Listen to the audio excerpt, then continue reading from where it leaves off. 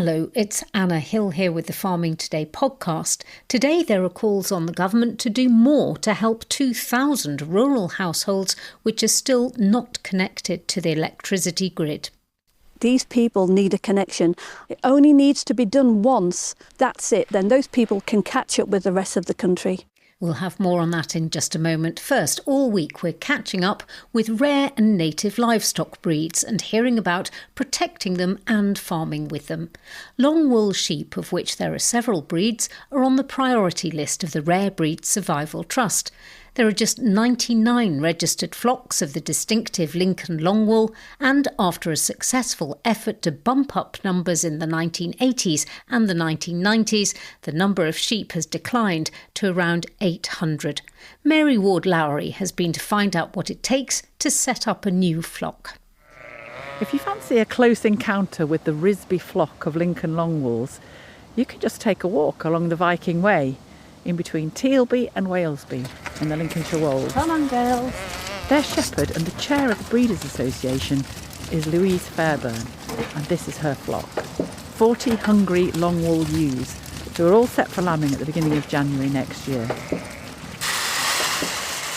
Lincoln Longwools, our largest native breeder sheep, and carrying a heavy weight of lustrous golden wool. They're huge. They're really chunky, aren't they? They are chunky.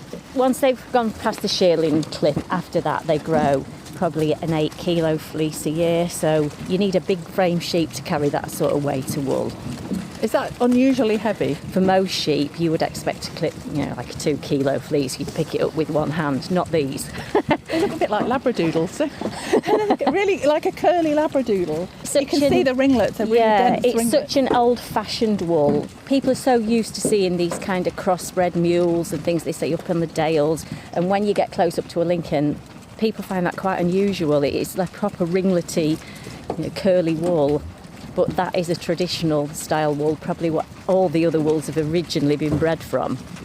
If I was thinking about doing it, what would you need? Well, in all reality, setting up a small flock of Lincolns is not too big a challenge, but they are quite hungry animals because they're big, they're lowland sheep, and they don't just survive on a paddock with grass. You don't just get them and throw them in a pony paddock. You're going to have to feed them. So we normally say the stocking rate for Lincolns is 4 an acre. But you'd have to really be supplementing that, especially over winter, because that grass just would not sustain an animal of this size. So, a small hobby flock of 6, you probably want something like, 3 or 4 acres. And like most animals, sheep are a commitment and they're a daily ritual of coming out and checking them. Shepherding is quite an observational occupation, really, and you see problems, but Lincolns don't really give you that many. It might be the odd limping one and it'll be an easy treatment. The high labour time is lambing, but again, they're easy lammers, Do you breed them for meat as well as the wool? Lincolns have always been a dual-purpose breed, so they were bred to grow really heavy fleeces, and that's where the main income came from. And then when a sheep had finished its wool-growing and lamb-producing life, it would then become mutton. Mutton really is a fantastic meat. It's slow-growing, really tasty. I think we've just forgotten how to cook it. You can't intensively rear lamb from them, but they're still great mutton producers within a system.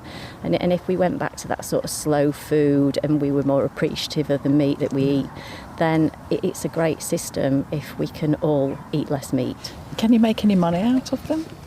I think it depends how savvy you are. They're a great breed. They've got a great commodity of wool. If you can find niche markets for it, that's fairly lucrative.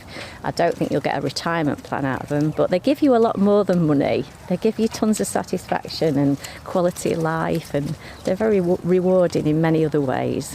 Why does it matter so much to kind of increase the breeding stock? All the history's there. It's just passing through in bloodlines, and we just have to keep it going, just in case later on we might need this commodity of wool that these sheep grow. But it's the satisfaction of that, keeping something going, keeping some heritage alive. Louise Fairburn there with her flock of Lincoln Longwools. Rural roads are significantly more dangerous than urban ones. The latest figures for deaths on rural roads from the Department for Transport show that 956 people were killed in 2024. That's 72% more than the 555 deaths on urban roads. The figures have been analysed by NFU Mutual Insurance, and it's now calling for more specific training for driving on rural roads, especially for those who break the law. Andrew Chalk is NFU Mutual's Rural Road Safety Specialist.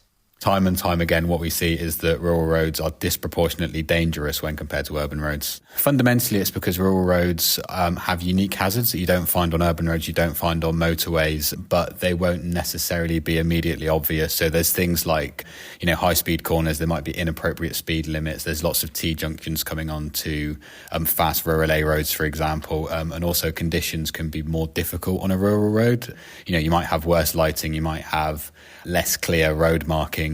I find when I'm driving in the countryside, I'm quite cautious. However, if you live in a local area, you know the roads really well. Is it possible that some drivers become overconfident? Yeah, absolutely. So what we see is a mixture of, overconfidence and underconfidence. So some people might think they know the roads, but what they need to remember is road layouts can change. So they might not know it as well as they think they know it. And also conditions can make a big difference. So it's really important not to be complacent. Likewise, people who aren't necessarily as aware of rural roads and the hazards they pose. So they're driving along at the speed limit because that's what the speed limit is, but they don't know what to react to. So it's always really important to remember that the speed limit is a limit. It's not a target. It's been fairly well documented that cars are getting bigger, but the roads have stayed the same size, especially I'm thinking of country lanes and very big four-wheel drives. It's a big problem when it comes to vulnerable road users. So larger cars obviously mean there's less space on the carriageway. If you've got a cyclist, maybe a motorcyclist, a horse rider, a walker, something like that, it's really important that you give them as much room as you'd give a car. And when you have got a large car, that's not necessarily as easy to do. And we are seeing, unfortunately, lots of vulnerable road users being injured because people aren't giving them the space they need. In 2024, 115 pedestrians and 42 cyclists lost their lives to collisions on rural roads. And motorcyclists are even more at risk. So 253 motorcyclists lost their lives on rural roads. In Wales, there's a 20-mile-an-hour limit in villages and residential areas. How does that affect the statistics? It's too early to see whether or not the 20-mile-per-hour limit has had a specific impact in the reduction of deaths. I know the Welsh Government is hopeful that it has done, but they are going to conduct a 5-year review to properly assess the impacts. But what we have seen from the casualty figures from this year is that they've dropped by 10 in rural areas, so down from 77 to 67, and in urban areas they've gone from 22 to 14. So there is a reduction in fatalities, which is obviously great news, but it's too early to say whether or not that's the 20-mile-per-hour speed limit. What do you want to see then to address this problem? So NFU Mutual, we are calling on the government to use the new road safety strategy, which we hope will be published next year, as an opportunity to address the needless and disproportionate loss of life on rural roads. So there's two main things we want. That is a rural road awareness course for those who offend on rural roads. So that could be similar to the National Speed Awareness course. Secondly, I think it's really important that learner drivers have proper training on rural roads. Is it more difficult, do you think, to catch motorists on rural roads if they're breaking the law? That is absolutely a challenge. The rural road network is large. A road that seems less busy might seem safer when in fact it's the opposite. So that's a challenge, but that's why it's really important that all the effort goes into behaviour change, and then from there hopefully we can start to move the dial in a positive direction on rural road fatalities. Andrew Chalk, Rural Road Safety Specialist at NFU Mutual. Despite higher than average rainfall across some of the country, other areas are still in drought following the exceptionally dry and hot summer. The National Drought Group has reported that record-breaking rainfall in November helped the Midlands move out of drought, but parts of Sussex remain in drought. Public water supply reservoir levels are now 79.8% full, which is only slightly below the 81.9% expected for this time of the year. The Environment Agency's chief scientist told the group that cutting-edge technology is helping to build resilience, with modelling tools and insights into customer behaviour being used to forensically examine the water system from source to tap, including using AI to detect leaks. Thousands of people are still not connected to the national grid and rely on generators for power, according to the energy regulator.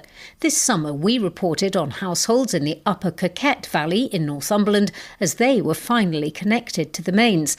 However, Ofgem estimates up to 2,000 properties in the UK are still off-grid.